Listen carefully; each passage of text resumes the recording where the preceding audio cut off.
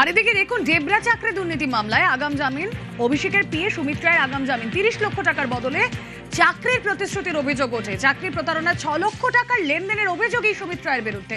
কথা বলবো, অর্ণব রয়েছেন সঙ্গে। অর্ণব, দেখো, ডেবরায় যে নতুন করে একটি অভিযোগ জমা করে পালাবদলের পরে পুরনো ঘটনাকে কেন্দ্র করে যেখানে 30 লক্ষ টাকায় চাকরি বিক্রি বা চাকরি দেওয়ার প্রতিশ্রুতি, সেই ঘটনায় প্রতারণার অভিযোগে যে মামলা হয়, যেখানে এফআইআর অভিযুক্ত হিসেবে নাম উঠে আসে অভিষেক বন্দ্যোপাধ্যায়ের আত্মসহায়ক সুমিত রায়ের, সেই ঘটনায় শর্ত সাপেক্ষে আগাম জামিন বা স্বস্তি পেলেন সুমিত রায়।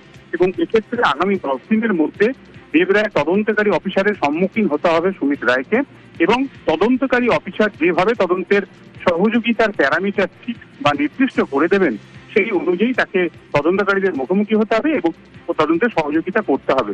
কিন্তু এখানে স্বস্তি পেলেও এখানেই কিন্তু আরো একটি অস্বস্তি লুকিয়ে রয়েছে। যদি ডেবরার যে আগাম জামিন সেটাকে কনফার্ম করার জন্য সুমিত রায় ডেবরা থানা তদন্তকারী অফিসারের সম্মুখীন হয়, এখানেই তার গ্রেপ্তারি হয়ে যাবে না তো, এই প্রশ্নটা উঠছে। কাজে সব মিলে এই মুহূর্তে সুপ্রিম কোর্টে যাওয়া ছাড়া কোনো গতি নেই সুমিত রায়। হয়তো আগাম জামিন যেটি শালবনির জমি দুর্নীতি মামলায় নাকচ হয়েছে, সেটিকে চ্যালেঞ্জ করে তিনি শীর্ষ আদালতে আবেদন করতে পারেন খুব শীঘ্রই, এমনটা আইনজীবী সূত্রের খবর। ওকে।